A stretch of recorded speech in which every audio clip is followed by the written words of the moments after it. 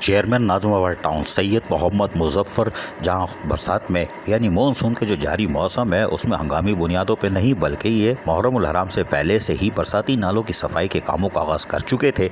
आज भी ये काम जारी और सारी है। मुख्तलिफ इलाकों में बरसाती नाले की सफाई सुथराई के लिए महकमा सैनिटेशन हरकत में है। डायरेक्टर सैनिटेशन ज़हीर अहमद और दीगर अफसरान जहां नालों की सफाई के कामों का खुद मुआयना कर रहे हैं, वहीं एक्सीवेटर के ज़रिए बरसाती नालों की सफाई को जारी रखा हुआ है और यकीनी तौर पर यहाँ से कूड़े करकट यानी मलबा जो गप निकलता है उसको फौरी तौर पर निकाल कर डंपर की मदद से डंपिंग ग्राउंड की तरफ रवाना कर दिया जाता है। सैयद मोहम्मद मुजफ्फर चेयरमैन नाज़िमाबाद टाउन का कहना है कि हमारी कोशिश है कि जो सिलसिला जारी है और सितंबर तक जो मानसून का सिलसिला जारी रहेगा उसमें आने वाले दिनों में इंतहाई तेज़ गरज चमक के साथ और बड़ी पावरफुल बारिश का इम्कान है और होगी भी।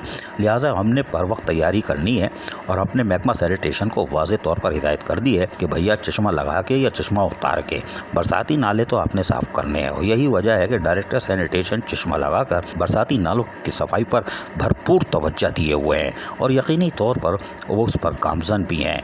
और यकीनी तौर पर चेयरमैन सैयद मोहम्मद मुजफ्फर खुद भी कामों की मॉनिटरिंग कर रहे हैं। अजीज आरिफ, KBS बल्दियाती न्यूज़, कराची। ऐसी ही खूबसूरत वीडियोस फ्यूचर में हासिल करने के लिए रेड बटन पर क्लिक करके और बेल आइकॉन को प्रेस करके हम सबके सब्सक्राइबर बनना मत भूलिए।